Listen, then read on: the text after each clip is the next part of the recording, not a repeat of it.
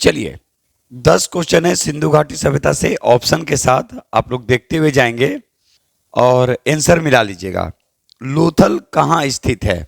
तो स्वाभाविक है, सबको मालूम है लोथल जो था, ऑप्शन हम नहीं बोल रहे हैं, डायरेक्ट आंसर कर रहे हैं, गुजरात में। अब यहाँ लोथल से 2-3 क्वेश्चन पूछे जाएंगे आपसे। अब एकदम आराम से आप लोग देखेंगे, आगे आपसे क्वेश्चन मिलेगा कि सिंधु घाटी सभ्यता का प्रमुख बंदरगाह कौन था? तो ये एक प्रमुख बंदरगाह के रूप में जाना जाता था। कौन? लोथल। अब आपसे अगर पूछेगा कि ये किस नदी के तट पर, तो भोगवा नदी के तट पर यह बसा हुआ था।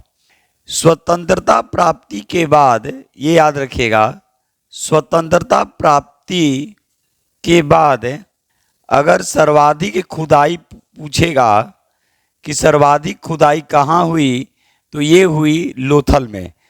तो लोथल से यहाँ 2 क्वेश्चन था, आप लोग देखे होंगे कि लोथल कहाँ स्थित है। तो ये लोथल गुजरात में स्थित है। ऑप्शन आपके पास था गुजरात, राजस्थान, हरियाणा और पंजाब। आंसर क्या हो जाएगा? गुजरात। और एक और क्वेश्चन था, सिंधु घाटी सभ्यता का प्रमुख बंदरगाह था, ये याद रखिएगा। तो अगर प्रमुख बंदरगाह पूछेगा कि सिंधु घाटी सभ्यता का, तो क्या आंसर हो जाएगा? लोथल। अच्छा, नदी पूछेगा तो कौन सा नदी? भोगवा नदी। यहां देखिएगा आप लोग बोर्ड पे। और एक और कि स्वतंत्रता प्राप्ति के बाद सर्वाधिक खुदाई अगर पूछेगा तो वो लोथल। क्लियर हुआ? तो ये इतने क्वेश्चन बनेंगे एक से। दूसरा क्वेश्चन क्या है? सिंधु घाटी सभ्यता का समाज कैसा था? स्वाभाविक है, समाज की बात कर रहा है, तो सिंधु घाटी सभ्यता का जो समाज था, ये इसमें माता की प्रधानता थी, ये याद रखेगा। यानी मातृसत्तात्मक, ये याद रखेंगे। यानी सिंधु घाटी सभ्यता का जो समाज जो था वो मातृसत्तात्मक था, यानी माता की प्रधानता थी। ठीक है, चलिए तीसरा क्वेश्चन है, सिंधु घाटी सभ्यता का विशाल स्नानागार और अन्नागार। तो याद रखिएगा, विशाल स्नानागार, स्नानागार यानी जो बाथरूम की बात करते हैं, अन्नागार यानी फूड ग्रेन्स।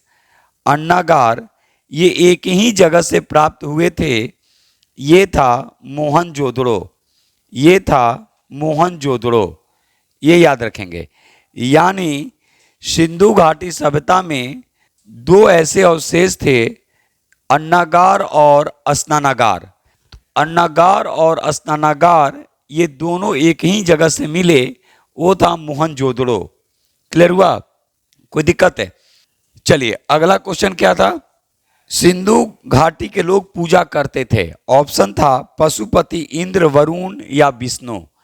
कभी कभी ब्रह्मा भी दे देगा, तो आंसर हो जाएगा, यानी जो पूजा करने की बात है सिंधु घाटी सभ्यता में, तो यहाँ पे पशुपति की पूजा की जाती थी, ये याद रखेगा।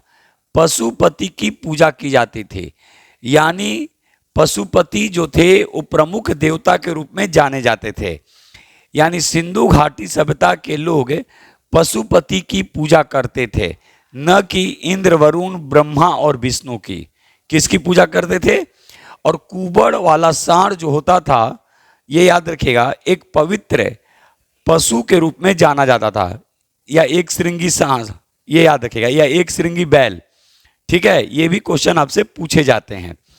चलिए अगला क्वेश्चन है, बिना दुर्ग का एकमात्र पूरा स्थल।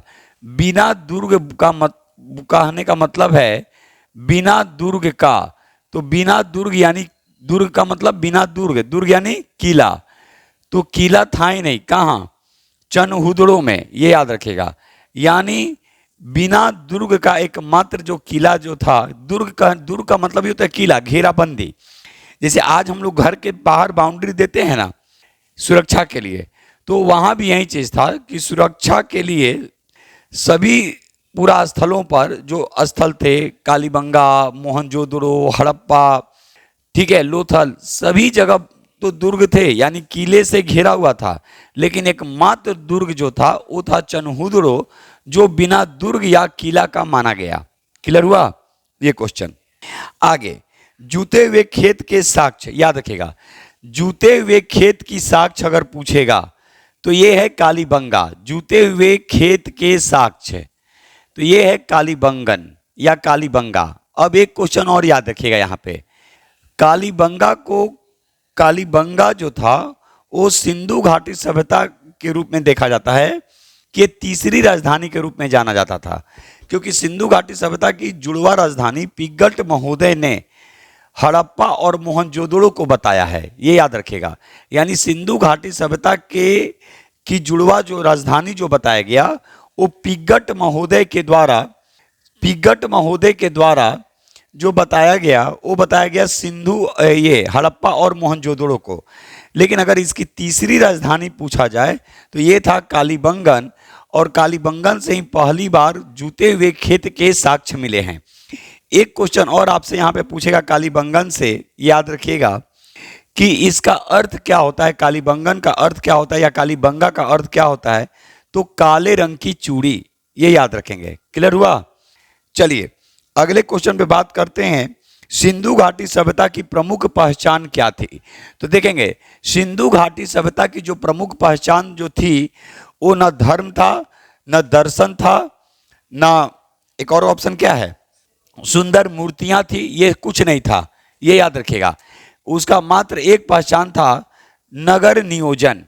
और इसको हम कई बार आप लोगों को क्लास में बता चुके हैं कि सिंधु घाटी सभ्यता अपनी नगर नियोजन के लिए जानी जाती थी। यानी सिंधु घाटी सभ्यता की प्रमुख जो विशेषता थी, न धर्म था, न दर्शन था, न सुंदर मूर्तियां थी, या जो भी आप मान सकते हैं, ठीक है, केवल और केवल ये अपने नगर नियोजन के लिए। आज ऐसा कोई नगर है ही नहीं, सिस्टमेटिक तरीके से नगर बसाए गए थे।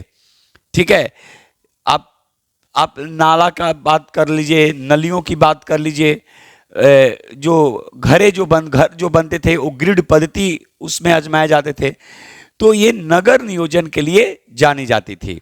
तो सिंधु घाटी सभ्यता की प्रमुख पहचान क्या थी, नगर नियोजन। क्लियर हुआ? चलिए आगे, अगला क्वेश्चन है कि स्वतंत्रता प्राप्ति के बाद पहली खुदाई। देखिए स्वतंत्रता प्राप्ति के बाद सर्वाधिक खुदाई होगा तो लोथल, और पहली अगर खुदाई पूछेगा कि स्वतंत्रता प्राप्ति के बाद पहली खुदाई कहाँ हुआ, ये हुआ रोपड़, और रोपड़ को आधुनिक रूपनगर के नाम से जाना जाता है। रोपड़ को आधुनिक रूपनगर के नाम से जाना जाता है। क्लियर हुआ? अब यहाँ दो क्वेश्चन है, ध्यान से मेरी बात को सुनेंगे। स्वतंत्रता प्राप्ति के बाद सिंधु घाटी सभ्यता के वैसे पुरास्थल जहाँ पे पहली बार खुदाई हुई तो वो हुआ रोपड़, और रोपड़ को आधुनिक रूपनगर के नाम से जाना जाता है। क्लियर हुआ? दूसरा क्वेश्चन पूछेगा कि स्वतंत्रता प्राप्ति के बाद पहली बार खुदाई हो गया रोपड़, लेकिन अगर सर्वाधिक खुदाई पूछेगा यानी ज्यादा बार, तो वो क्या हुआ, ये हुआ लोथल। तो यहाँ क्वेश्चन क्या था, स्वतंत्रता प्राप्ति के बाद पहली खुदाई कहाँ हुई थी, रोपड़, लोथल, हड़प्पा और कालीबंगन। तो आंसर क्या हो जाएगा, रोपड़। सर्वाधिक रहता तो क्या हो जाता, लोथल। क्लियर हुआ? लेकिन यहाँ पे पहली बार पूछ रहा, हम बार बार क्वेश्चन को रिपीट करते हैं, क्वेश्चन को अंडरलाइन कीजिए, पढ़िए, हड़बड़ाएंगे तो नहीं बनेगा, नहीं तो ए का बी और बी का सी हो जाएगा। प्लीज ए का बी और बी का सी ना करेंगे, ऐसे क्वेश्चन पे एकदम आराम से पढ़ेंगे, 2 से 3 बार करेंगे, आराम से क्वेश्चन बनेगा। हड़बड़ाना नहीं है कि वो 10 को बना लिया, हम तो अभी एक ही बना रहे हैं।